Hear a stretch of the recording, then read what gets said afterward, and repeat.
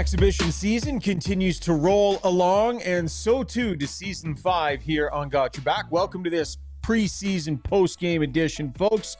Ryan Rishaug, ready to go. Chris Sabunia at the controls. Jason Strudwick, locked in and loaded and ready to talk some Oilers, Jets. Lots going on with the Oilers outside this game tonight, so we're going to have lots of great Oiler content for you tonight. A few different discussion points, as you all know. Vasily Podkolzin got the extension done. Had a chance to go one-on-one with him today, so we'll hear that interview as well. Chris Knobloch giving us a sense of what the Alliance could look like early on in the season. 97 and 29, probably together. Shocker.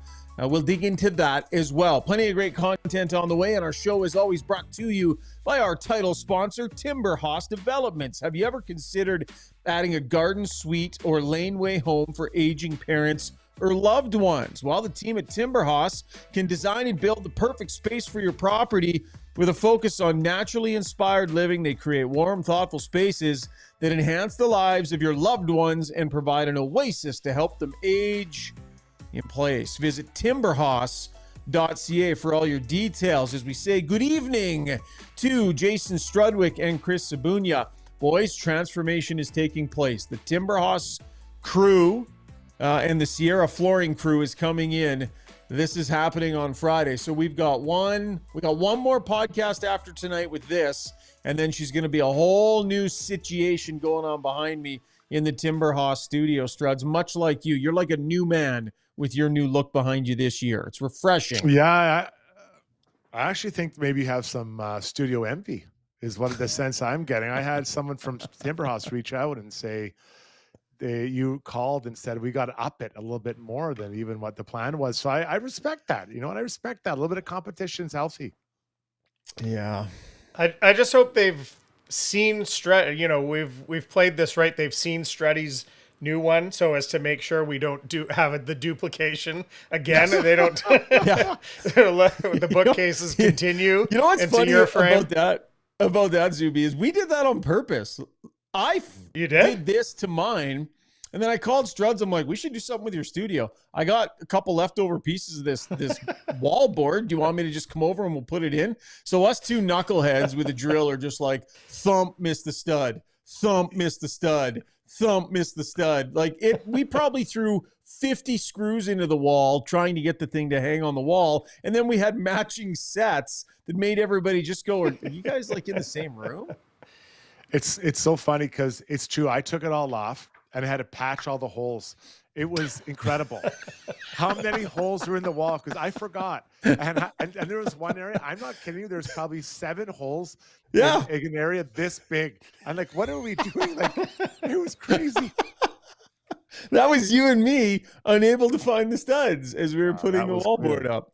Anyways, the pros are coming in. Sierra Flooring, a great outfit. They work very closely with Timber House, our title sponsor as well. It's going to be like a hardwood look in the back and just we'll probably keep similar shelves and such. But anyways, I'm excited. The Timber House studio is going to shape up. We have some stuff to talk about tonight, though, so let's get to our breakdown, and that is brought to you by the Canadian Brew House. Hockey lives at the Canadian Brew House during every Oiler game day at any Edmonton area location. Enter to win Oiler home game tickets at Rogers Place. Plus, enjoy a buck off Molson Canadian and Coors Light tankards as well. Edmonton-born, Canadian-operated, 48 locations across Canada, and they're stocked here in Alberta. All kinds of great locations for you to go check things out. Had lunch with Jack Michaels yesterday at Ice House. Went with the Cajun chicken pasta, Struds. We tried the French onion meatballs, and then they actually had a Mexican street corn wing that I had to try. Our server was nice enough to bring out a couple of those because we were asking questions about them. Interesting menu at Brewhouse. They got some different stuff on there, buddy. I was impressed. Yeah, I was at the Windermere location not even 2-3 weeks ago. We had our fantasy football draft. By the way, I'm 3-0. No big deal. But it's a great place. We're up top. The patio is fantastic, and food is always great. Yeah. Okay, tonight's game in Winnipeg, 3-2 win. An Oiler team not featuring a ton of veteran players on the road against a Winnipeg Jets team that was not featuring a ton of veteran players. Struds, I got a few key points that I want to hit on. We're not going to spend a ton of time breaking this game down. It is an exhibition game, but there's a few hot spots we definitely need to get to. I'll just serve it up for you, Struds. Who do you want to talk about first? Well, there's two guys, but I'll go with the D-man, Leppänen. Is it Arto Leppänen? Really impressed with his game tonight. Last game, I remember we had Curley on there, Bruce Curley. And I said to him, where does he fit in? Like, where do we see him fitting in? And, Bruce kind of talked about his offensive ability and transition was elite. And then, the defense seemed to be worked on. And he's right. I mean, he moves well. He is calm with that puck. He makes really nice plays. Forwards like getting passes from this guy because they're on the tape, they're delivered on time, and that's the technique as well. Not just passing, but getting it when they want it, in stride or, in the space they want.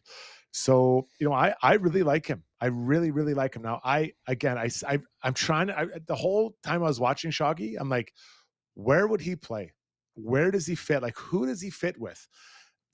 The guy I kept coming back to is Darnell Nurse. The reality is, you probably don't want a guy who's never played in NHL playing with Darnell Nurse against some other teams' really top lines. So that doesn't fit. So maybe he's further down the line beside Kulak. Does he want to play his offside? Like, those are all TBD, but he left me wanting more amongst other players, but I want to see more of him, and I want to see him against NHL players. Sometimes guys just have some swagger, and it's not necessarily even intentional. It's just built into their game.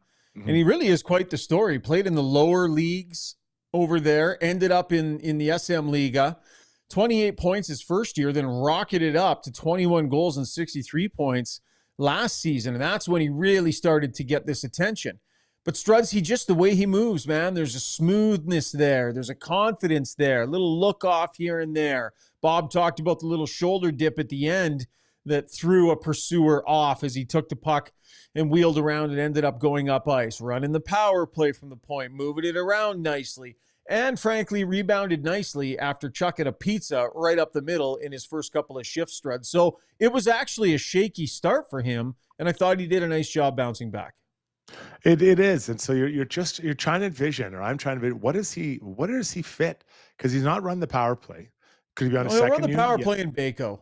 Like he's not making the team this year, right? No. But even like looking forward, I'm trying to think what is he? Like, what could he be for this team?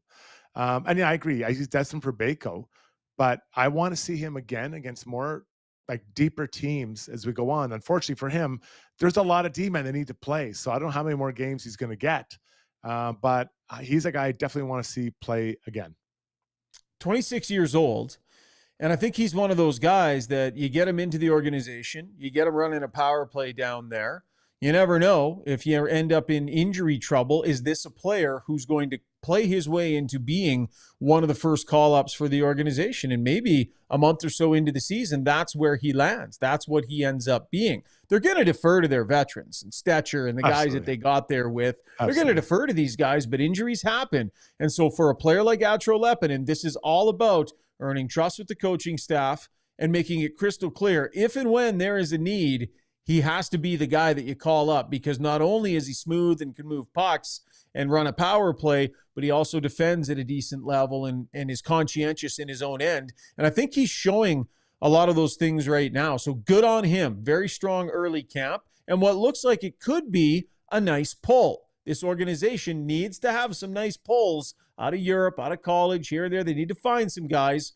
Early results would appear this might be one of those guys. I'm going to move on to the next one, and we will get to Ike Howard, but I want to discuss Noah Philp's night tonight. Struds on the road, playing center, and ends up with 2 primary assists. One of them, a really nice one, but the details in Noah Philp's game tonight, outside the assists, I thought were really good. He was excellent in the face-off circle. I liked the way he moved. He finished some checks. The only thing that would have capped off his night better, back-to-back D-zone draws on his strong side with the net empty against Jonathan Taves. Lost them both. Had he been able to win those draws, Mwah, would have been like chef's kiss on a perfect night. I'm kind of kidding. It's a minor thing. Taves is a stud in the face-off circle, but were you thinking that same thing? I was like, buddy, scramble this. You're not beating this guy clean. You got to scramble it. Just tell your buddies, I'm going to tie this guy up and get in. But Jonathan Taves knows that's what this rookie's thinking. Tonight, Philp played like a player that was like, I'm making a statement for my case to be on this team on opening night. That is exactly what he did. Face-offs, yep, good. Made some plays with the puck, seemed composed. He was physical, which not many players were on either team. The Jets threw 35 hits tonight, bud. The Oilers threw 16. Philp and Leppänen had 7 of those. Yeah, so there you go. The two guys that are trying to make a case for themselves. So he made a statement tonight at center, and he's that's a challenge to Tomasek, right? That's the direct challenge. Hey, man. Oh yeah, you're the new guy here, but I love that, and it's not that he hates him or anything, but he's staking his claim, and I love that. I Philp tonight made a case for him to be on this team opening night. Love that. I think that's a great point. And put a few guys on notice. Tomasek, who's getting 100%. Some looks, maybe a little bit higher up in the lineup. Lazar, even, same thing. Jones, well, like these bottom of the roster guys that are all scrapping for a place at the table. Don't count out Noah Philp, who a lot of players on this team have some experience with and like. He's well liked in that room as well. So that would be a night where a lot of people would be looking at Noah Philp going, yes, they knew that he had that in him. And as much as exhibition games mean, that was a big one for Noah Philp. Ike Howard shoots, he scores. Struds, one-timer on the power play. The first one busted his stick, busts his ass to the bench, grabs a fresh twig, and buries one. We know that he is capable of this. That's big for him, though, to bury that goal from that spot and say, this is what I'm here to do, and watch me do it. Pretty wide angle, right? He shot that one from. That was pretty far out there. What I liked about his game tonight, Schauger, is the way he was going for pucks. Like he was digging for pucks. And you never know. Offensive players come out and they're like, well, I'm not the hardest worker. Sorry, that's unfair. I'm not the guy necessarily has to go get the pucks. Well, he was on the puck because everyone in the NHL has to go get pucks. Everyone. And I thought he was good going to get those pucks in the offensive zone. Love the sequence on the power play. I think that this was, a moment where you're like, okay, I get it now. That's of what I've seen of Ike Howard. This is one, like, I get it. The excitement was justified about this player and what you could see him being, at some point moving forward in the NHL. He needed to have these nights. This is the minimum requirement for him. Coming in with some expectation to find a way to stick with the big club. He's got to show that given a little look on a second unit power play, he can be a one-shot scorer. Check that box. He's got to show that at even strength, he can be a playmaker. Check that box last game. Tonight, nice setup to Kapanen for a good opportunity in the high slot. Check that box. Some creativity offensively. Now you're talking about the intangibles, maybe the things that'll keep him out of the NHL. He's clearly thinking about those. At least he was in a lot of cases tonight. This was a really positive night for Ike Howard, Struds, but he needed to have this. This is the expectation. He should score in games like this against that type of competition. He should be doing that if the expectation is for him to be taking a run at a roster spot, and good for him, he did it. I want to give him the benefit of the doubt. There was some nerves as he came into training camp. There have to be. They talk, or you've seen him. He's quite a confident guy, but even the most confident players are get nervous. And I think he's starting to get. Maybe this was a night where we would say he was comfortable. So what do they play? Kraken tomorrow, then Vancouver Friday, or something like that. So let's say he gets back into Winnipeg the game Friday against the Canucks. I'd be looking for how, if I was Howard, I want to have another productive game like that. Right? I want to be noticed. I want to be seen for doing things the right way. And again, building my case to be on that roster opening night. Now, is that a possibility? Anything's possible, but you just want to just keep building and growing and showing that you're getting better all the time out there, because this isn't Josh Brown, where you know what Josh Brown is. It's still TBD on what Ike Howard is short-term and long-term. Wants the puck too. Saw the Beaver tapping the stick. Wants it, right? Yeah. In that offensive zone. He's always sliding to a different spot. Wants it. Yeah. Slides to another spot. Wants it. when they made this trade, the point that I made was that I don't know if he'll see time with Leon Draisaitl or Connor McDavid or not this season, but whenever he's there, what we are not going to say of this player is he just needs to shoot the puck. For goodness sakes, just shoot the puck. He's wired to want it, and he's wired to shoot it. It's all the other parts of his game. It's all the other parts of his game. If he can get control of those, he'll be in position to shoot those pucks when those talented players are handing it to him. So positive night for Ike Howard tonight as well. Matt Savoie, not necessarily on the score sheet. Stoff was talking a lot on the broadcast about the details in his game. He felt he had a strong night details-wise. He's in the building and watching it. I was looking for things, Struds. I would say it was a good night from him. I thought he worked hard. I thought positionally he was good. Not a lot of pop there and offensive stuff that you wanted to see from him at some point as well. You need to see that from Savoie as well at some point. But overall, it was a solid night where I thought he was good in his details. And so the offense will come for this player. I heard Stoff talking about it, and Stoff's he's got a good insight, obviously. But as I was watching Savoie tonight, I couldn't help but thinking that I wonder if he's not showing everyone that he can be a good, responsible player. Because, they know what he can do offensively. So he's like, I'm going to be responsible. What's that? Do they? Do they know I'm he just can be going to stop you there on that point. You don't think so? He's got a lot to prove at the NHL level as far as production goes. He hasn't proved anything at this level production-wise. Yeah, but if you think of him, what do you think he is? An offensive player, for sure. That's what he is. And I think he has been told, or he's thinking, I want to show him that I can be responsible on my own end. I can get pucks. I'll be above the pucks. I won't cheat. All the things you need to do, because most likely, if he's on this team, he's not in the top six. He's probably in the bottom six. In the bottom six, you can't, try to chip pucks by a guy and have it not get by. I feel like tonight, to me, he was trying to show the world that he can be a responsible player. I mean, I think he needs to show that every time he's out there right now, Struds. I think, but the expectation is for him to get some offensive looks too. I don't think there was a lot generated offensively tonight off his stick and from him. And I think you need to be able to do both if you want to be in the NHL if you're Matt Savoie. I agree, but I think right now he's erring to the defensive side to make sure that nothing.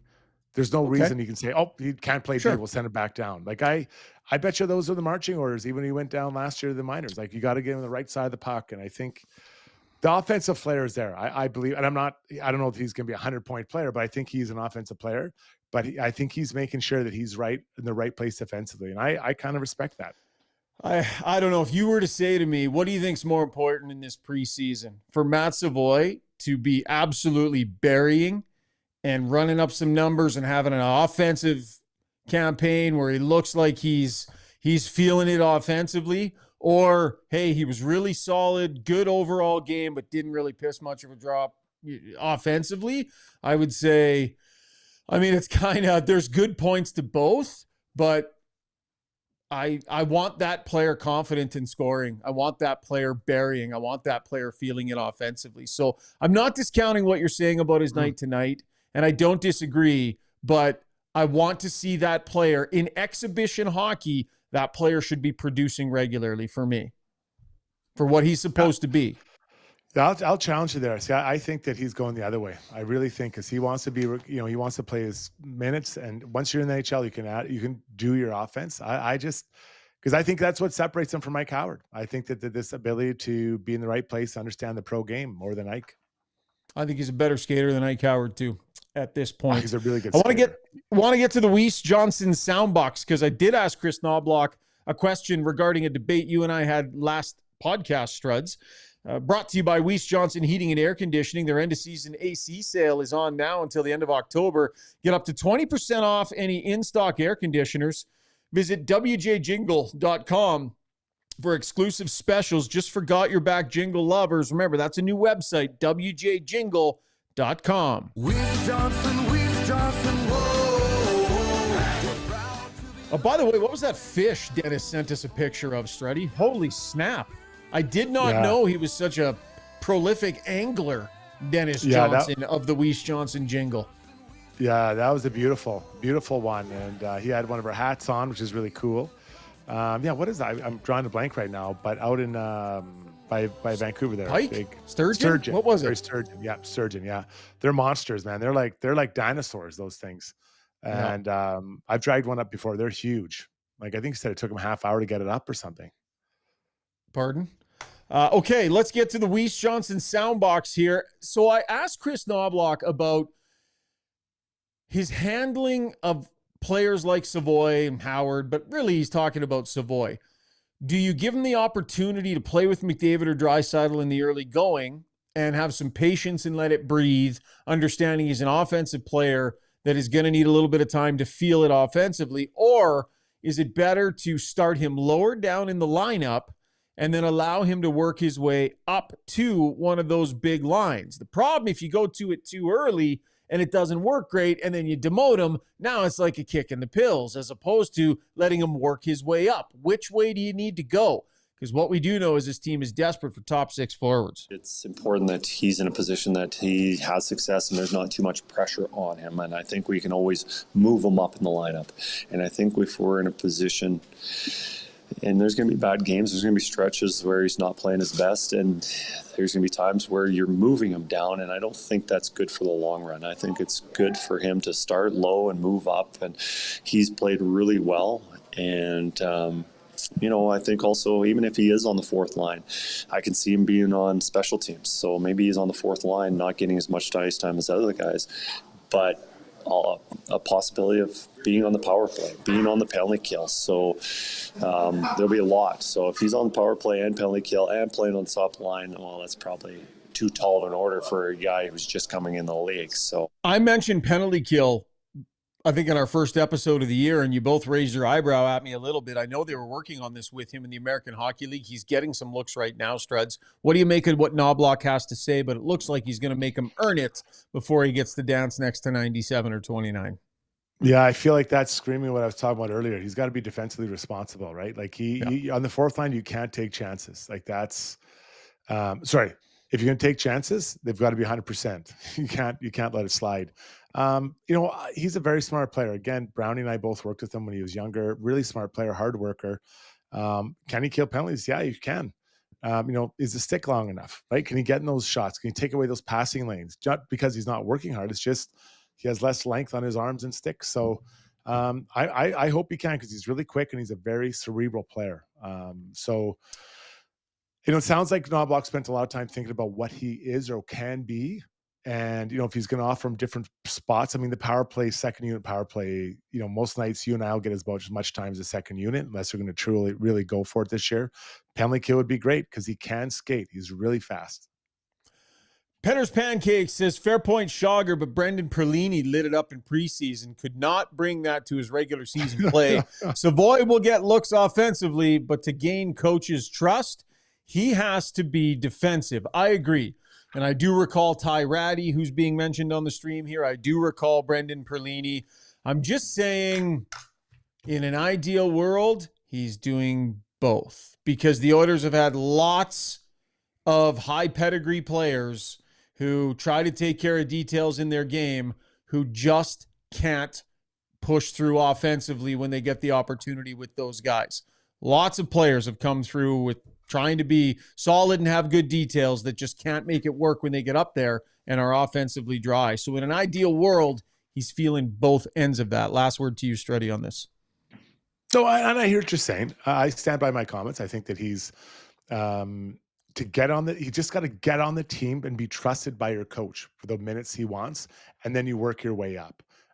I would like to see him get a chance to play with Connor Leon in the preseason. I don't know if that's going to happen, but I would like to see that. So let's talk about what we potentially will see. So Chris Knobloch at practice today has Connor McDavid, Leon Draisaitl, along with this name Trent Frederick. just fell Trent right Frederick. out of my head. Preseason. His name fell out of my head. I got stressed Get out in because I there. knew I couldn't remember it, and I just completely forgot Trent Frederick's name. Sorry about that, Trent Frederick. Not that you're listening to this. Trent Frederick, and I think we'll probably see those guys play together tomorrow night against the Kraken.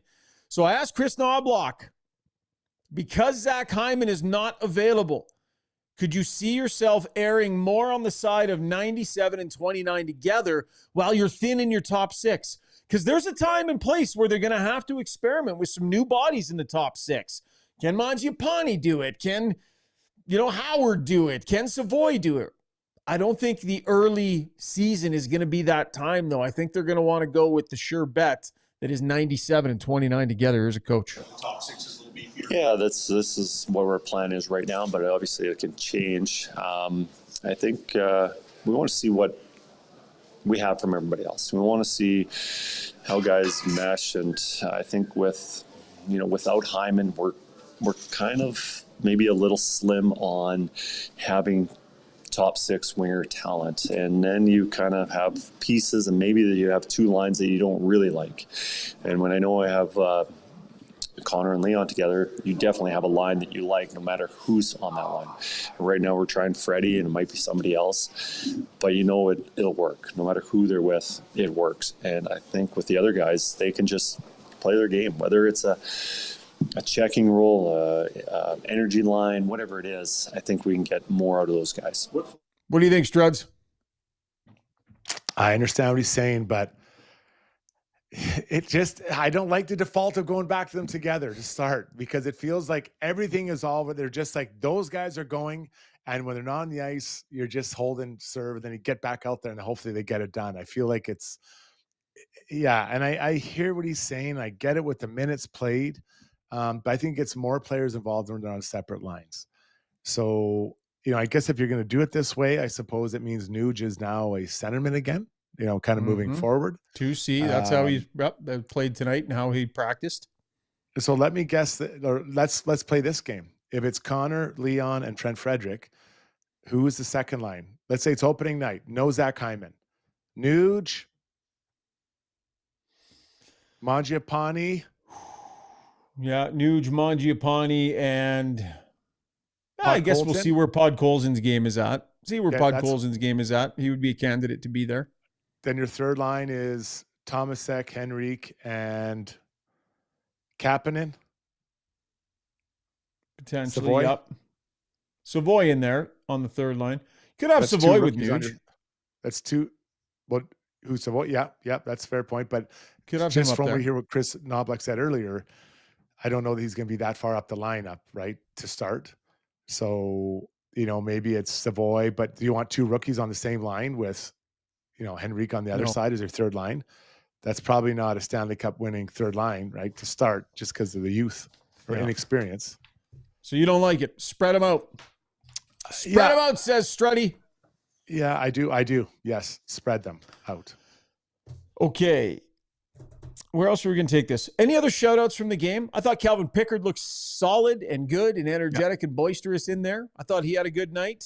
Tompkins, too, was fine in there. I think he was good, made some nice saves, held them in there. They get the win. So goaltenders get a nod tonight, I would say. Yeah, they were good. They were fine. I mean, the first period especially wasn't really high energy, and it kind of got going a little bit more in the second. I'd say of all the guys, I mean, he kind of what you expect from, a fairly inexperienced back end. Quinn Hudson gets the goal. I had notes. I thought that was a nice tip. I thought he looked like he was engaged. And after that, there's, Max Jones. Was Max Jones injured or something? He barely played. He got dinged up. Yeah, he got dinged up and ended up almost playing. He played 416. So he got dinged up, I think, with that opportunity when he tried to break in. So he didn't come back. So we'll keep an eye on that one. Yeah, I think that just on Max Jones, he's a guy that's fighting for those last spots. If he's unable to play, that's a tough thing for him to make up. Yeah, he's going to be in one. There's some good players that are going to be pushing here. Let's get to our Relentless Player of the Night before we wrap the segment, brought to you by UCAN Youth Services and Edmonton Charity Relentless in creating possibilities for local youth. Mental health drives growth and success, the key to thriving and not just surviving. With 2 in-house counselors offering free therapy, their youth have the support they need to navigate struggles and rediscover strength. Visit ucan.ca to donate today. Got Your Back, a proud monthly sponsor at UCAN Youth Services. And if you can, we encourage you to take a look and maybe do the same. Struds, who are we going to go with, bud? Yeah, I want to go with Sir Isaac Howard. I just like the way that he was on it. Like, he was really trying to man. send his just kind of, I don't know, like not, I hate this saying, make a statement, but he was just trying to let everybody know, like, hey, I am here and I can play. And I liked his game. He was just on it in the goal. Like that was a tough goal to score from there. Yeah, a lot of things to like about his game tonight. I think for me, he was due for a night where you're like, hey, all right, Isaac, we know what you're talking about. Isaac Howard, the UCAN Youth Services Relentless Player of the Night. I wonder how many of those he'll get this season, Struds. How many nights we'll be talking about Ike Howard as an Edmonton Oiler. It's going to be fascinating to watch this story unfold over the next couple of weeks. Going to take a break. Vasily Podkolzin celebrating a brand new contract, a well-earned contract. How did you feel about it? Let us know on the stream. We'll take some of those comments and thoughts in our Ask Us Anything segment. We'll have part of our YouTube poll involves Vasily Podkolzin as well, and my one-on-one conversation with him from a little bit earlier on today. That and plenty more still ahead here on Got Your Back, presented by Timberhouse Developments. Right back. Mainline is in sewer line repair and replacement using advanced trenchless methods for fast, clean results. They provide detailed sewer assessments and scoping to identify problems before they become costly. Serving both residential and commercial properties, no job is too big or too small, and with over 40 years of experience, they've seen it all. Trust Mainline to keep your lines flowing smoothly.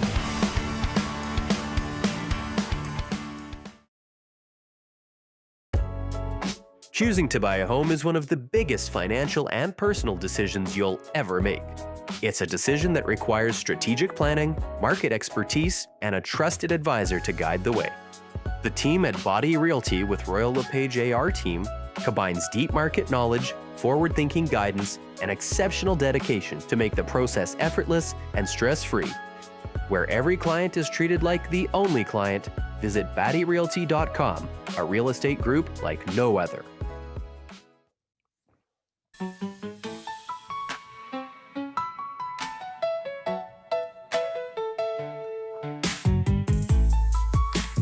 Welcome back to the show. Time now for our takeaways, brought to you by HSE Core Services. So if you own a business, you know you probably need a safety program, right? Well, HSE Core, they build it. And if you need it managed, they can also do that too. If you're stuck dealing with those online safety registries that your clients make you sign up for, well, they can handle that stuff too. And yes, they also do core audits. If you're a business owner, you know what I'm talking about. Visit www.hsecor.com for more information. Struds, I was at practice today when the contract was announced. At the tail end of practice, Podkolzin takes the center of team stretch. And then Chris Knobloch announces to the group a new deal for Podkolzin. 3 years, $2.95 million per season. Everybody gave him a big cheer. A bunch of guys gave him a big hug. And with that, he gets locked up. He'll be an Oiler for quite some time. What'd you think of the deal? Yeah, they have him locked up now for 4 years, counting this year. Everyone would be happy for him because he's rewarded for his hard work, right? Things didn't go as well as they wanted or how he expected. Vancouver comes here.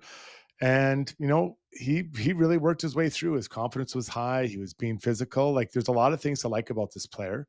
And he was justifiably rewarded. You know, they have him for 4 years, locked in. They know the cost, all that. His challenge now is to score more, right? To have more than 8 goals next year. That's his goal, or that's his challenge. He had opportunities to bury a few more. And if you can get to 12 to 15 goals, that'll be a pretty decent little result if he keeps the physicality up and is able to do what he does all over the ice. So I think I don't want to say it's a deal for the team or Podkolzin. I think both groups kind of I think it was pretty fair, especially when you consider the year of UFA free agency that they removed off him. Yeah, that's a big deal when you're buying that off of a guy. So I think there's a couple of certainties with Vasily Podkolzin. I think he's going to be loved in the room because of his work ethic. I think that work ethic he's a foundational player in terms of setting the tone around the room. People know that he's getting down to work every single day, and he sets a standard there and helps set a standard. And I think that is a positive thing for a bottom six player. I'm just thinking, if he's not producing offensively, what is he doing for you, right? So he does lots of things on the ice. He digs pucks out. He adds to the physical play. He's got a great engine and a great work rate. These are all things that whichever way his offense goes, you're not going to regret investing in a player that can bring those things consistently. And he's been a really good story, Struds, a guy whose NHL career flashing before his eyes potentially at a certain point not too long ago. So, and then there's some offensive potential that I think is untapped there. So I just think in a number of different ways, this is a safe signing by the Oilers for a player who does things the right way and sets the right example and is just, he's not a guy that's going to hurt you, I don't think. And the Oilers need more wins like this. I mean, they got him for a 4th rounder. They need Stan Bowman needs to find these guys that are, further down their journey, maybe not a reclamation product, but need a change of scenery, because they don't have a lot of young guys around that are coming up. They got to keep finding these types of deals through whatever means possible. And the big guys like playing with him. Leon Draisaitl, I mean, talks about him like he's his kid brother. Yeah. Like he's family. Yeah. I've never heard Draisaitl wax on about a player and how much he appreciates him and the intangibles in his game. And he goes and does things that I don't like to do and that I'm not very good at. And people who don't know the game don't see all the things that he does, Draisaitl constantly says. So when you got your top guys saying that about a guy, it's just a good look to lock that player up. Had an opportunity to go one-on-one with Vasily Podkolzin earlier on today. This is on tsn.ca. If you want to see the entire interview, check out our website, tsn.ca. But here is my chat with Podkolzin, fresh off that signing of that new deal. So if you think back to the day that you were traded to the Edmonton Oilers, what you thought then about that trade, and here you are now, your career very much pointed in a good direction, an extension in place. Seems like it's really worked out. Yeah, for sure. To be honest, when I got traded, I didn't expect much. So my goal was to make a team, and I didn't really think about anything else to make a team. But once you have a team, you want to score more. You want to be like on a good roll, and yeah, we had a really good last season. We almost get a job done, but. Yeah, this contract gives me another few opportunities to win a cup with this group, and I think this group deserves it. Yeah. What's interesting to me about your last couple of years is it seems, Vasily, you went from a player who was trying to figure out how to stay in a lineup, trying to figure out how to stay in the NHL, to a player that was an everyday player, that had figured some things out about how to play in this league every day. What do you think you figured out? How did that happen for you? I think it's just...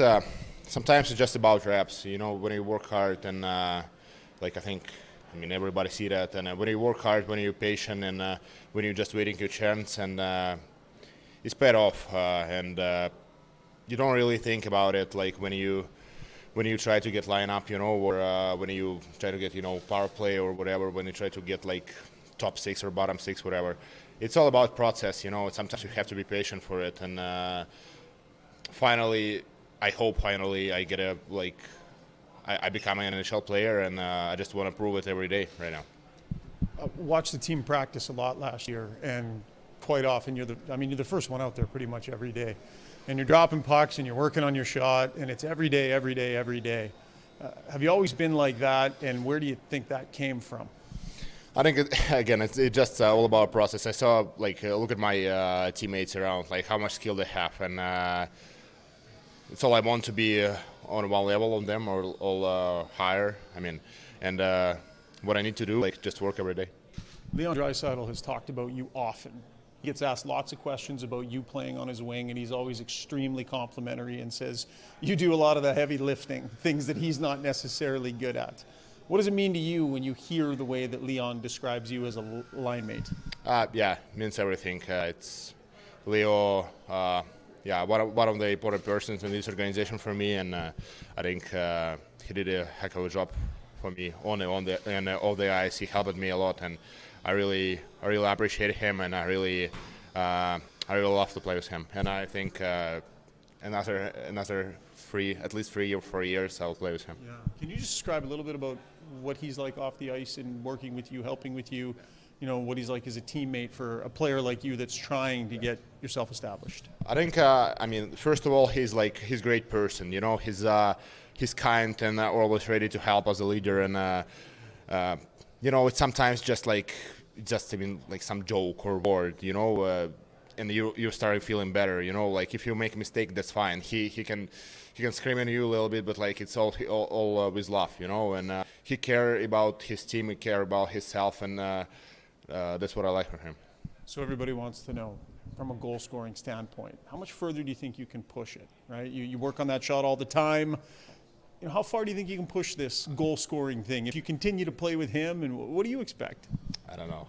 It's a good question. We'll see. Stay with the process. Yeah. I'm believing in process. Yeah. Congrats on the deal. Thanks. Yeah, thank you so much. All right. And again, that entire interview over at tsn.ca. He can scream and yell at you a little bit, but it's with love, Struds. I love that answer about Leon Draisaitl from Podkolzin there, man. It's with love. The German screaming at the Russian. Yeah, it is. That is kind of funny. I also, his answer at the end is interesting. He asked about how far he can push his goal sending and goal scoring thing, and he says, "I don't know." Put him on the spot a bit. Yeah, he knows. He knows. Like there's no way he doesn't. Every player I've ever played with has some plan in their head. This is what I want to get to. Now, the challenge, you don't want to get singularly focused on that. I need to have one goal every 8 games or whatever the math is. But he wasn't lying to you, but he's not being completely honest. Every player has goals and what you want to work on this summer to get better. And I believe it would be scoring for him, finishing, because he's there. He just got to finish. Zuby, hop on in, buddy. Let's get to the DeBoers Golf Shop and Fitting Center YouTube poll. Now is the best time to get fitted because your swing is at its absolute best late in the season. So this is the time. Give them a call over at DeBoers or go stop in at the shop, 5311 99th Street here in Edmonton. Fall clearance is on. Big savings on apparel and footwear now. It's a wonderful place. Love that spot. Definitely going to stop by and check out some of the sales. A Podkolzin related poll tonight, I assume, buddy. Yeah, you bet. So question's pretty simple. How many points for Vasily Podkolzin this season? The options, we got fewer than 20, we got 20 to 29, we got 30 to 39, and we got 40 or more. And you guys can answer that, or if you want to take it, I thought it was interesting. Our friend Blommer here said, if Podkolzin gets 15 goals, 20 assists, I will admit I was wrong about this contract. Maybe you guys can say what you think he's going to get this year, but do you also want to kind of handicap where does he need to be for people to say, yep, this is a good contract or it's the right number? So I think if he has the exact same season that he had last year performance-wise, but he has 14 or 15 goals instead of 8, I think that's really good value for what he does and what he brings. And could he potentially get more? Sure. Guy's a 10th overall pick. There's some skill there. But I don't know if he's suddenly going to launch into the 20, 25, 30 goal area, Struds. For me, it's double what he's got now, 15, 16. Yeah, I was thinking 12 to 15 goals. So I'm well under the 20. If he gets anything over that, it is just pure juice. I mean, that'll be so positive for him. Like that'll be just a wildly incredible year, especially where he's at. I think he's at $1 million for this next season. So, I would, if he could develop into a 15 to 20 goal scorer and still be physical, still bring what he does to the rink every day, that would be just massive. But again, I've said it before, if I were him, I'd be following Leon around. Everything Leon does for stick handling, shooting, everything, just do the exact same thing. Just catch and shoot, everything, catch and shoot, go to the tip pucks, rebounds, like all that stuff. Because I think it's in him. I think 12 to 15 is reasonable target for him. If Ike Howard is on this team, Podkolzin needs to go to Ike Howard and say, you're on the ice with me every day, and get Howard out there with him early. Because the one thing I'll say about Podkolzin, not a great one-timer. And he's always out there working on that shot by himself, Struds. He's so early, there's nobody dishing it across. Now, they generally get to some of that towards the tail end of practice, but all of this time he's putting in, a big chunk of it pre-practice, he needs a winger out there with him. Feather some back and forth and get that one. When you play with Leon Draisaitl, you have to be able to one-time a puck, and I'd love to see him put in some extra time perfecting that. That just in a nutshell, just standing and shooting pucks, there's some value there. But I think it's catch and shoot. Catch and shoot. So someone passes to you, maybe you're in motion and you catch and shoot it. I think that's, if I was him, I'd work on. Now, some of you might say, Struddy, what do you know about goal scoring? And I'm offended by that type of comment, but I just saw good players. They're always catch and shoot rather than stationary shooting. I remember Podkolzin scored that one-timer last year, and he looked surprised almost. Yes. I remember. Yeah. He needs somebody willing to go out there as early as he goes. And if Ike Howard's on this team, I wouldn't give him a choice. You're coming with me, Ike. Connor Allen, by the way, the new skills coach that will be out there working with the guys. So maybe he'll drag him out there. And there's certainly a willingness to put in the extra time. It's just a tiny little gap in his game that I think if he can even pick up 10, 15% on that, he might find a couple of seasons just by virtue of the fact that he gets to play with a guy that can get him pucks in those spots. That was Takeaways, brought to you by HSE Core Services, and that was our De Boer's Golf Shop and Fitting Center YouTube poll. We'll check in on that after Ask Us Anything. Okay, Zuby, we got one more break, right? Should we do one more break now, and then we'll come back and do Struddy's World Brownie Points?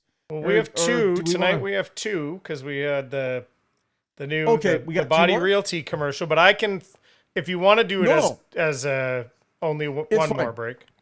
No, quick break now, and then we'll do a few more segments when we get back. Strud's going to talk a little bit about the head coach and the contract situation in Struddy's world, and then we'll grab some brownie points, take a lap, and ask us anything. So lots more ahead here on the show. Why would you? Nobody puts in wood windows or siding anymore, so why put in wood fences? Maintenance-free vinyl fence from DLR is backed by a lifetime warranty and will save you time. Weekends are for playing, not painting. Go vinyl at dlrvinylproducts.ca. For over 60 years, Belvedere Golf and Country Club has delivered a high-quality membership experience to Edmonton and area. And now it's even better. Drainage and irrigation improvements in 2024 have taken course conditions to a new level. This commitment to long-term sustainability means exceptional playing conditions all season long.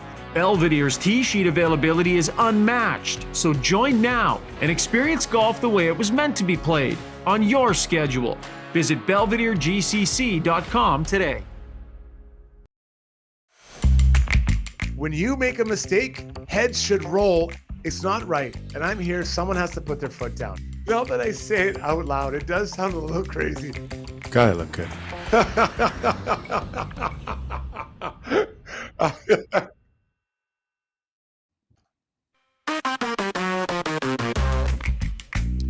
Yes, it is time for Struddy's World, brought to you by DLR Vinyl Products. Ready for decking that lasts?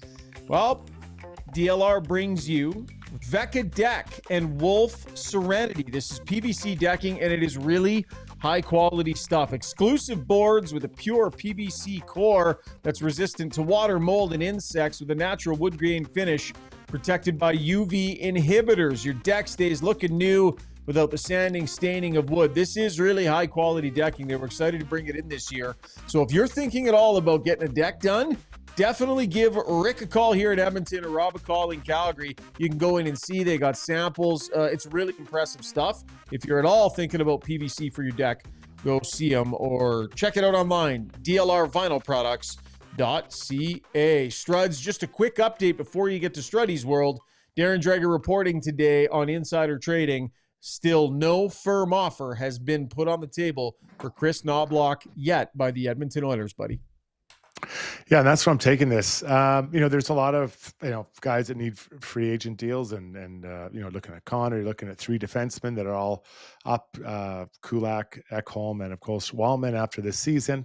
Podkolzin got nailed down today, but I really think that Chris Knobloch is a guy that I would have wanted to get secured pretty quickly for a couple of reasons. One, I can't remember if it was Stan Bowman or it was maybe Knobloch himself who said that, we have to worry about the assistant coaches, then we'll get to mine. I think it was maybe Knobloch, now they say it, and that was a couple months ago, so we haven't seen anything. The second part of that is Connor McDavid will probably want to know who his coach is if and when he signs an extension.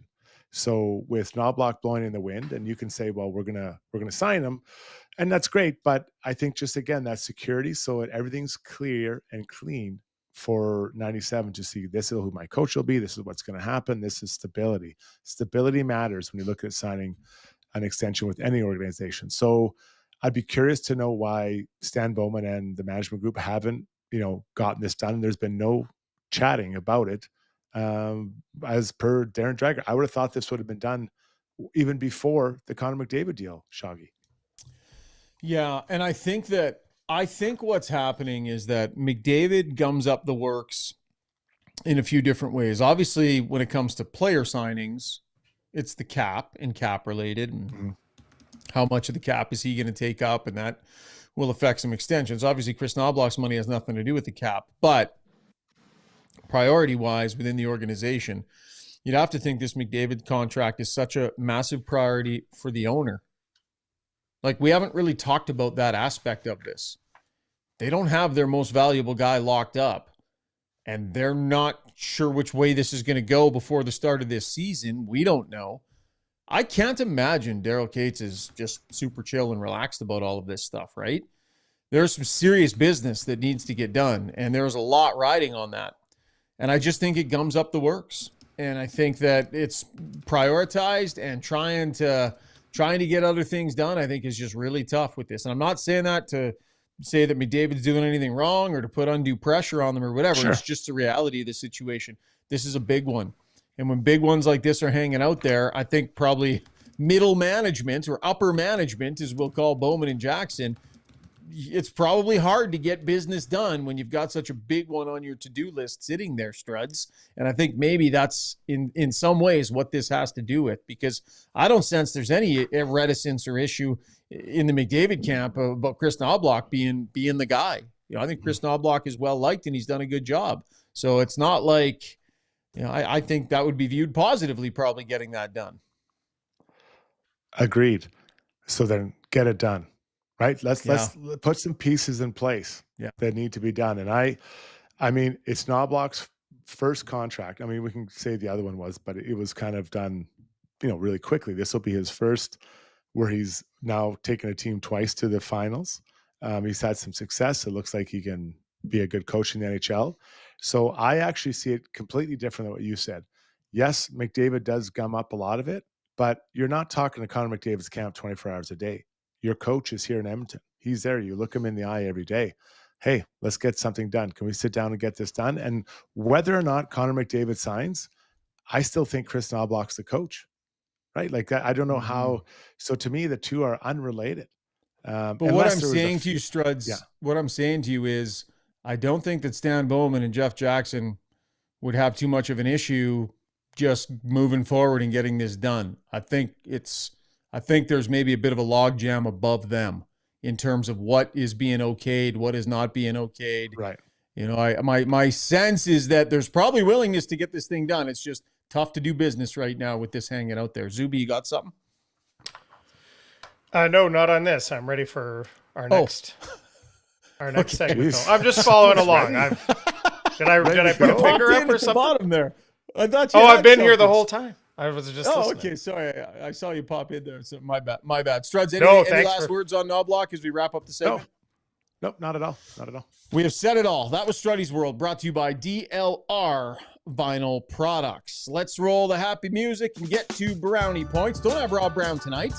Working over on 880 Ched. We got started pretty quick after the game. These exhibition games, we roll right away. And so he's tied up with Brendan S. Scott over on the post-game show at 880 Ched. But we're happy in his stead to pull some brownie points out of the beautiful brain of Rob Brown. And that is brought to you by the Alberta Ram dealers. 2025 Ram 1500. It's Motor Trend's Truck of the Year. That means something. These are beauties. Visit your Alberta Ram dealer to get into this award-winning truck at a competitive price. Capable, stylish, powerful, all words that describe Ram. Struds, I will get us going first here. I'm going to go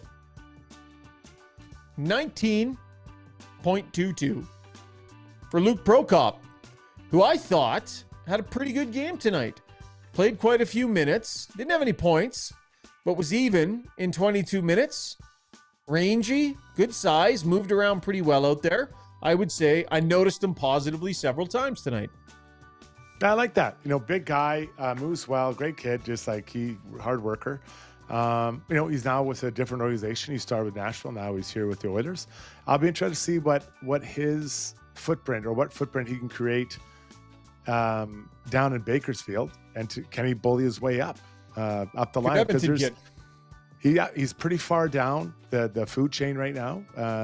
But that's you just got to find a way to bully your way up, and a game like tonight is a good place to start. Chris, you got any? Yeah, I was trying to find out how many saves Picks made tonight. I'll give him 30 as for the number that he wears, because it wasn't really about the saves that he made tonight. It was about that fire set of gear, the new fit, the new kit. I love it. Picks looks amazing. Got rid of the dead boring whites. He's got a little bit of color. He's got some He's got like 60-ish% maybe blue and orange on the front of those pads and gloves. He looks sharp, and I'll tell you what, as a goalie, when you feel sharp, you play sharp. So I'm all for it for Picks with his new set. Oh, goalie love. It's a beautiful thing. Absolutely beautiful. I'll take over the next one. I'll go -1 to the Toronto Blue Jays. They find themselves one game above the Yankees. The Yankees won tonight. The Blue Jays lost. It's getting tight out there, people. Really tight. The Yankees clinched a position, but they're right behind the Blue Jays for the AL East lead. One game above them. Must win. I'm calling it tomorrow. Must win for the Blue Jays. 53 brownie points goes to Noah Philp tonight. That was his percentage in the face-off circle. This is going to be a key.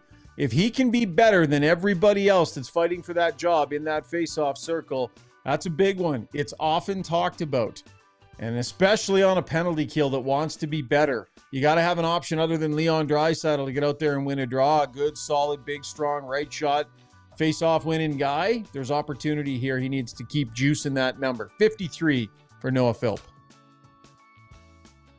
I got 3 each for me and Struddy. I'm going to give out some self brownie points here for each of our fantasy football teams being 3-0. That's too bad we're not in the same league. We'd probably be a first place showdown probably coming up somewhere down the line. But I'm pleased I won my baseball league. I'm off to a great start in football this year as well. And after a dead last finish last year, I want to make some noise. I drafted well, I think.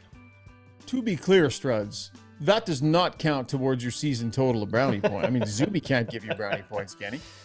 I think it's a vote. It's a vote, 2-1 vote. They do go on there, so now I'm back up above you as far as I'm concerned. Because he said plus 100, I think. And the last one.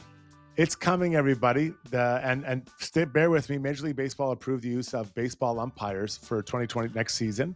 Basically, they'll still have real umpires behind the plate, but there'll be the computer robots umpires, and teams can challenge it twice over the course of the game if things a ball or a strike to move on. Now, I don't like that, and if it's getting there, I believe it sooner or later we'll have AI refs everywhere because you've got to get it right. It takes the humanity out of the game. I'm not a fan of it. I'm on record saying I don't like reviews, but it's coming, people. It's only get invade more, and it started in baseball, and it'll keep coming.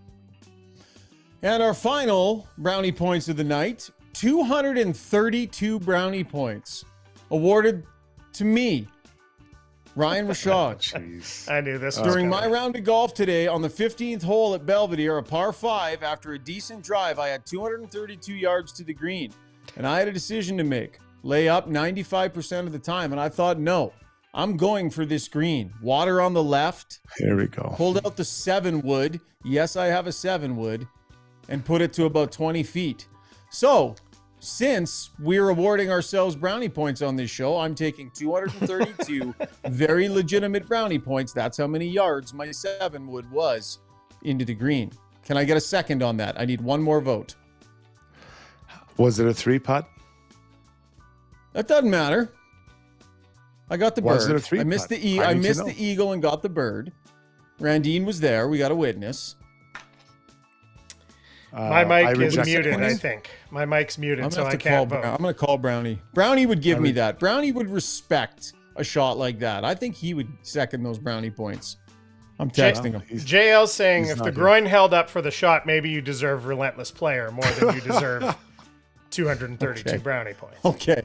Thanks, JL. That was Brownie Points, brought to you by Alberta's Ram dealers. I'm checking with Brownie on this one. I think these are going to be registered for me. I think I've got a strong case. One last break. When we come back, we're going to take a lap, and then we are going to get to Ask Us Anything. So make sure you send in your questions and your comments. Zuby's doing a great job as always tonight. And we'll be right back here on Got Your Back, presented by Timber House. So at Timber House, our guiding philosophy is naturally inspired living. We believe that through design, we can solve problems and enhance people's lives. We follow biophilic design principles in all of our builds to incorporate natural materials, natural light, to enhance all the spaces in a home. When you have your space perfectly reflect who you are and what you value, and it's made well, we think that that just leads to better living.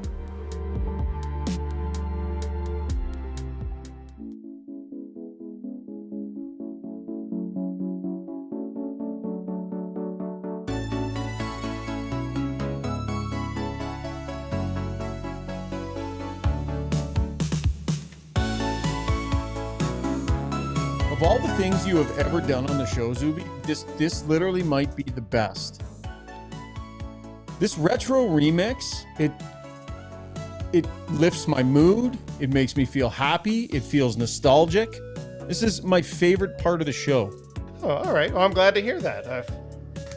It feels, Am I alone in and that? for me, it feels like a small contribution, but I appreciate that it's having such a big impact.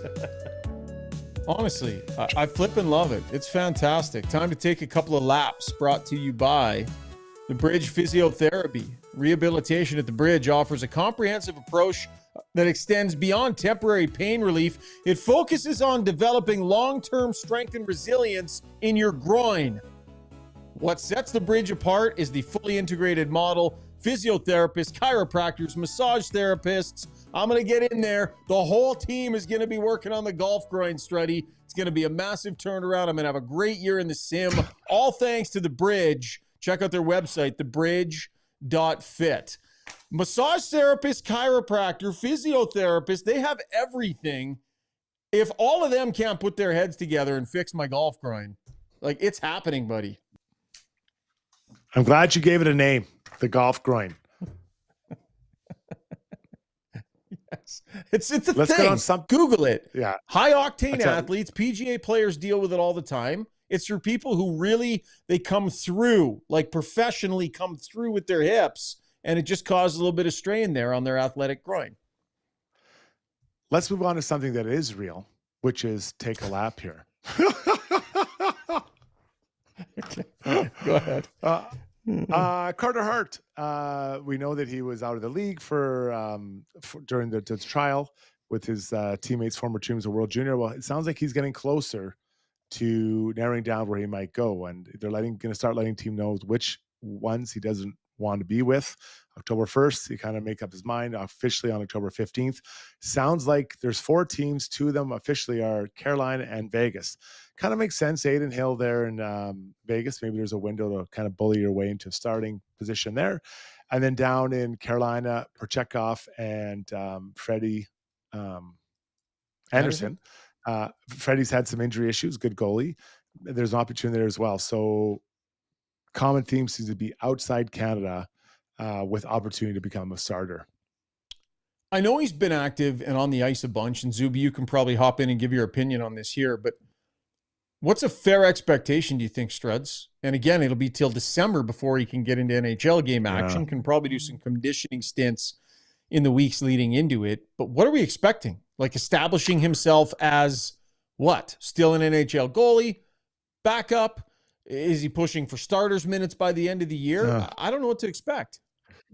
Yeah, I mean, I was reading there talking about, I think it was Chris Johnson reported, maybe there'd be some games to get going in the minors, right, in the AHL, then he could bring him up and maybe a backup role and see how he does. I mean, there will be a kind of reboot time required, I believe, for any athlete. I mean, he didn't play for that long. But, you know, he was a pretty good goalie before. Was he, you know, a Vezina level? No. But, you know, he's not that old. He can still find his game. But I think that I wouldn't feel comfortable as an organization making him my starter, but if he's a 1A, like a 1B, I think that's a pretty good place for him to be. If he can, deliver that and maybe build off that up. Zuby, anything from you on that? What do you expect? Well, their goaltending's really only kind of turned out to be so once playoffs rolls around. So, I mean, I think they'll have runway to work him into as many games as he needs, and then just be, if he shows that he's back to close to what he was before, then he's an option for them, I think. But I don't know. It's going to be hard to say. I wish I was, 27 and having to think about taking a year off then and coming back physically. But I think he's going to be an option for him. And the bigger thing is that it's going to make not a bad goalie probably available on the trade market, right? Yep, good point by you. We saw Jonathan Toews take a bunch of time off. Be interesting to see how he looks. I thought he was fine tonight. Looked like he was skating pretty well, Struds. He didn't look like he was slower than he looked before. I think he's lightened up a lot in his frame. Not that he was heavy before, but I thought he looked pretty good. Gabriel Landeskog, after a pile of time off, was good in the playoffs. Got into a scrap the other night. He looks to be back. So not unheard of, though different position. Yeah, it is. And the timing maybe as a goalie be a little bit different. You can't feel your way back into a game. When you feel your way back in, puck's behind you. Another player that may be without a contract here to start the year is Luke Hughes. A lot of conversation around the Hughes brothers, right? Jack coming back from an injury, Quinn Hughes, does he want to stay in Vancouver? Then Luke, the D-man in New Jersey, trying to figure out. According to Pierre Lebrun, my understanding what Pierre is saying is that they agree on a long-term deal. It seems like both parties agree a long-term deal is what they want, but the numbers are not close so far in what that looks like. So it's tough. You agree on the long-term contract, but if your numbers are a long ways away, that seems like a big deal. So do you downshift into a shorter-term deal? Well, how are those numbers going to fit any better? So I wonder how this plays out here. Still some time, but I've said it before. I'll say it again. I don't like when young players miss training camp, miss exhibition, and maybe even miss some season, like we've seen it happen in the past with Toronto Maple Leafs Willie Nylander. All right, we'll keep an eye on that. That was taking a couple of laps, courtesy of our friends at the Bridge Sports Therapy and Training. All right, Zuby, hop back in here, buddy. Why don't we wrap up our YouTube poll on Vasily Podkolzin and anticipating the number of goals that we might see from Podkolzin. What do we got, Zubes? Yeah, so the question was points. How many points for Vasily Podkolzin? Oh, sorry, points. Yep, got this season. 30 to 39, coming in with 42% of the vote. 20 to 29, 35% of the vote. So they were, up around 80%, thinking it's going to be in that range combined. 40 or more, 13%, and only 10% saying fewer than 20, and 200 votes on the nose. So thank you to everyone who participated. 24 points last year, played all 82 games, contributed another 10 points in the playoffs. I needed to be reminded of that. 22 playoff games, Podkolzin with 10 points when it mattered most, Struds. That's scoring at a much better rate, putting up points at a much better rate than he did during the regular season. That means something to me. It does. You said that about Broberg, so you're right then. It could most likely be right now. I think if he gets over that 40-point threshold, this will be an absolute slam dunk of a trade for the Oilers. All right, let's get to Ask Us Anything, brought to you by Mortgages by Maria. If your mortgage renewal is coming up, don't just sign the first thing your bank puts in front of you. With the right strategy, you can save thousands and make sure your money works harder for you, not for the bank. Get smarter options and expert advice. Mortgagesbymaria.ca. Tell her that Got Your Back sent you. She does a lot of great work for Randine and I on both this and some revenue property that we have. She's always on the ball, always getting in touch with us when there's things that we need to know. Highly recommend Maria Gallus at mortgagesbymaria.ca. Zuby, let's roll through what the people are saying, buddy. Okay, I don't want to end on this because this may be a downer, so I'll go to it first. JL, among others, Struddy wants to know what's the bunny update from Struddy's world. Was there any... Yeah, Thanks for your thoughts in this difficult time. We it's really status quo. Nothing changed. I just left it in the green dumpster, and yeah, that's where she is. He is. They are in there. So at this moment, nothing changed. On no updates. On the same thought, before we get to hockey stuff, this is funny. Davin says, "What smells worse, Struddy's recycling bin or his pillows?"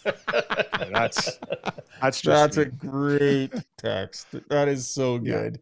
That was personal. What my wife showed, the stained pillows.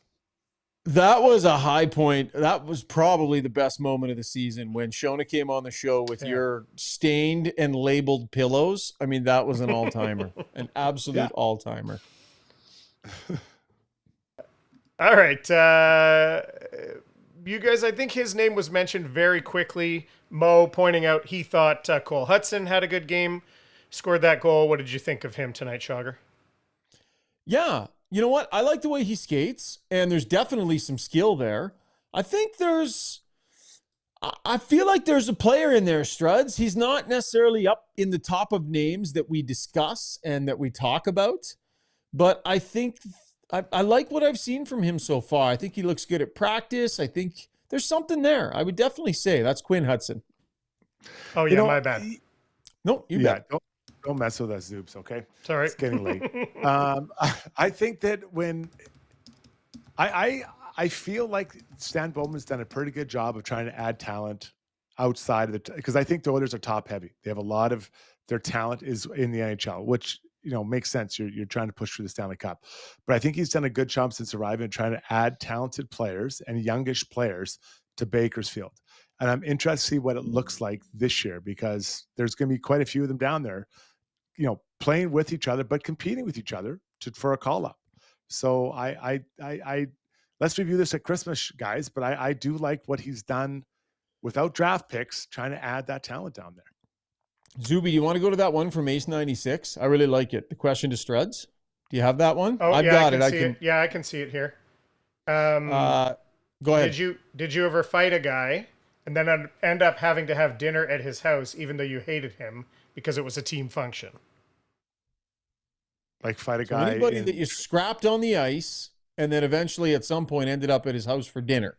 Maybe it was a guy that you ended up playing with or something like that. So, that happened. Ryan Vandenbush and we fought like 5 times. And then we played on the Blackhawks and we're still buddies to this day. But the funniest one is my first training camp. I fought a guy named, my roommate was a guy named Brent Severin. This guy was absolutely jacked, jacked. Yep. He looked like that guy, the Viking warlord. That's on all those movies, anyways, can't think of his name, but anyways, he was just ripped. He and I didn't know it was him. We ended up fighting in a practice, and he beats me up. And so he felt bad. So he bought me breakfast the next day. We were roommates. We had to go to bed together that night. He was so ripped, this guy. He doesn't play our color for the Dallas Stars. Absolutely jacked, this guy. Jacked. Okay, Paulie wants to know, what does a successful season look like for Mangiapane? On the flip side, what would be a disappointment? And how do we measure that, Shogger? Well, he's got to bounce back. I don't know that he's going to get back to the levels he was at before, but he's got to bounce back to a more reasonable facsimile of where he was during his big season, right? He had the 35-goal season in the full 82 games, and then it just fell off a cliff goal-scoring wise down to 17, 14, and 14. I think that 20 goals needs to be something that this guy is able to hit. And I think if he can get to that 20-goal mark, it's a place everybody wanted Arvidsson to be. I think that probably is successful for them. And then just be a good, solid veteran and be able to play with those guys. Maybe end up, when the puck drops in the playoffs, if he's in your top 6, that is a successful year. If he gets lost in the weeds a little bit in and around that third line, like other signings have, Struds, to me, that's not ideal. I want to see this guy, when the puck drops in the playoffs, on one of the top couple of lines. He's this year's Skinner and Arvidsson, right? So he's got to get to 20-plus goals. Like, I think that's huge for him. But he brings something that I think they expected more from Arvidsson, which is a bit of an irritating force, right? Like stir things up a bit, getting in there, being physical. Like he does that really well. And then maybe a little bit more speed than what Arvidsson had. So I think his internal clock should be 20 goals minimum, just like I think Podkolzin should be 12 to 15. I think those two guys reach those marks. The people in charge will be happy. Some stranger asking, how physical will Zach Hyman be this year? We saw him ramp it up to a completely different level the minute the puck dropped on playoffs last year. Obviously, we don't expect him to pick up there. Do you think the injury is going to affect the way he approaches at least the regular season anyway, Struddy? Yeah, it's a different. So if it's your shoulder or knee or collarbone, you're always like, oh man, do I really want to hit? But I think when it's your hand, I broke my hand twice, and like I never felt, man, I shouldn't hit, right? I didn't necessarily want to fight right away, but the hitting, because hitting is all shoulder and body. So I don't think physicality is going to be an issue for him. I don't think he'll hit during the regular season, just like no one really did last year. Then there were plenty of hits in the playoffs. So yeah, I don't think it'll be an issue at all. I missed the question because I'm trying to get these brownie points from Brownie. We're fighting over text here. I did not hear the question at all. That's okay. We'll have a result here. Try to give a thorough answer, so no need. A couple to more, expand buddy, on and that. we'll land the plane. Okay, going back to Mo, a couple other people mentioned this as well. He says the Bob father there has been insinuating all summer that Kulak might be a cap casualty coming 2026 deadline. Could Leppänen be the third left defenseman replacement? Let's not say, well, you can say by April if you want. Maybe that's too early of a timeline. Do you think they're thinking about that guy, in that spot? Is Kulak possibly the cap casualty, as he put it? Schauger? And he's saying for deadline 26, like this upcoming trade deadline? Yes. I mean, if I'm the Edmonton Oilers, I want Brett Kulak in the playoffs this year. All the guy does is elevate his game in the playoffs. So I'm trying to figure out a way to make that work, Struds. I mean, yeah, I want Brett Kulak in the playoffs. Yeah, so I don't know exactly the context that Stoff did, and he is connected. For sure. My question would be this, guys. Who's taking his ice time? Yeah. Who's got that skating, that size, that physicality, all those things. So maybe if they're trading him out, they're trading for someone else in, like that. Is that a possibility? I don't know, but Leppänen is not even close to the type of same D man as Kulak. And I think that's a dangerous game. I like big, good skating defensemen in the playoffs. They have 5 of them. I wouldn't want to have 4, because if you lose one, now you have 3. Why go into the season with one of the best blue lines that you've had in how many years and then water it down before the playoffs? I'm not sure what the context was there. Yeah, it doesn't make total sense to me. We're not going to put those words in Bob's mouth, but I think Kulak is in the lineup for game 1 of the playoffs if he's healthy and still an Oiler. And I don't think Bob was connecting Leppänen. I think that was Mo trying to add that into his question. Too soon. Nobody's expendable yet because Leppenen's had a good showing in the first 5 days of training camp, respectfully, I would say. Well, we bump guys out of the roster in the first 5 days of training camp, so we got to bring some guys on. Bump some guys in. There you go. Okay, here's the last one. Very interested to hear your guys' thoughts on this. Jason asking, do you guys like the changes to the CFL? What do you think? What are your first reaction? I know you guys are both have some love for the CFL. What were your thoughts upon hearing the changes largely to the dimensions of the field, Schauger? I wasn't offended, Struds. Lots of people kind of went a little haywire. Yeah. Oh, they're turning into the NFL. And what do you need the goalpost in the end zone for? That was a goofy place for it to be in the first place. And tradition to me isn't a reason to keep it there. Like, get it out of the way, right? Maybe you'll see some more plays to the middle of the end zone, touchdown plays and such. Everything always goes to the outside. So I'm fine with that. Then you got to shorten the field up a little bit just to keep field goals in play more often, right? You can't move the goalpost further away and not shorten the field because then there'll be less scoring, which you don't want necessarily in the league. The Rouge was always a little goof. I don't know. I'm just not offended. You, Struds?